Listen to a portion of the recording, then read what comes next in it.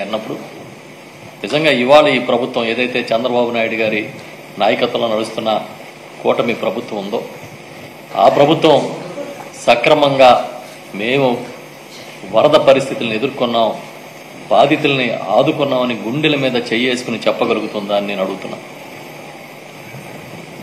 ఒక రకంగా చెప్పాలంటే ఇవాళ విజయవాడ మునిగిపోలేదు, ముంచేశారు. కేవలం ప్రభుత్వ నిర్లక్ష్యం వల్ల, కేవలం ప్రభుత్వం చేతగానితనం వల్ల విజయవాడని ముంచేశారని నేను చెప్తా. లోతట్టు ప్రాంతాలు మునగడం సహజం.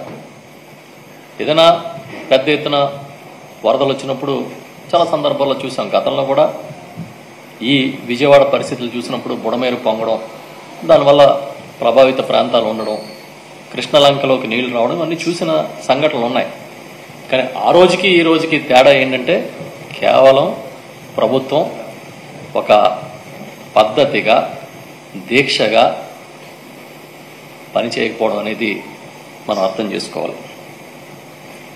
8 రోజుల తర్వాత దాదాపుగా ఇవాళకి వరద బాధితుల కష్టాలు పెరిగినాయే కానీ తగ్గలేదు.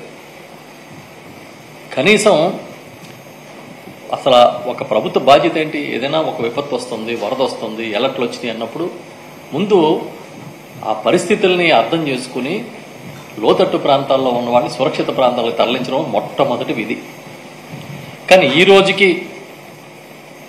ప్రభుత్వం చెబుతున్న లెక్కలే తప్ప ఎక్కడ పునరావాస కేంద్రాలు నిర్వహిస్తున్నారో, ఏ పునరావాస కేంద్రంలో ఎంతమంది ఉన్నారో దాని వివరాలు కానీ, కనీసం పునరావాస కేంద్రాల అడ్రస్లు కానీ ప్రభుత్వం ప్రకటించలేదంటే ఎంతకన్నా చేతగానితనం ఉంటుందా అని నేను అడుగుతున్నా. ఎన్నికల ముందు మీ నినాదం ఏంటి? ఎన్నికల ముందు ఈ రాష్ట్రానికి తెలుగుదేశం పార్టీ ఇచ్చిన నినాదం ఏంటి?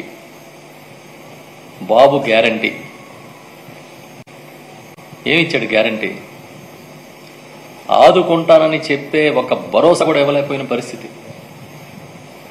కేవలం డిజాస్టర్ మేనేజ్మెంట్ చేయాల్సిన వాడు డిజాస్టర్ మేనేజ్మెంట్ని వదిలేసి మీడియా మేనేజ్మెంట్ చేసుకుంటూ మీడియాలో పబ్లిసిటీ చేసుకునే పరిస్థితిలో ఇవాళ కనిపిస్తోంది రాష్ట్రం, ఈ రాష్ట్ర ప్రభుత్వం.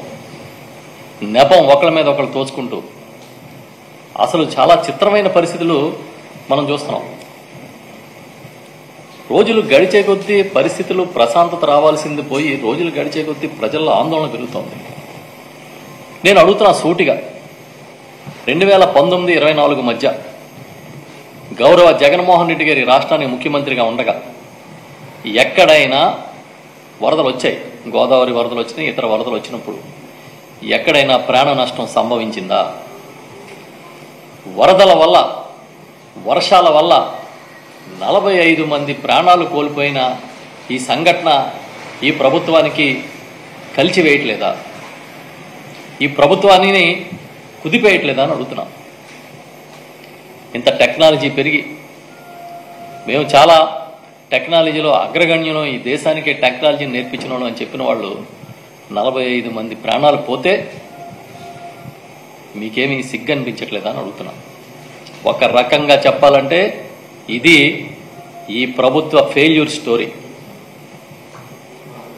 ఈ ప్రభుత్వం ఏర్పడిన తర్వాత ఇది ఒక పెద్ద ఫెయిల్యూర్ స్టోరీ.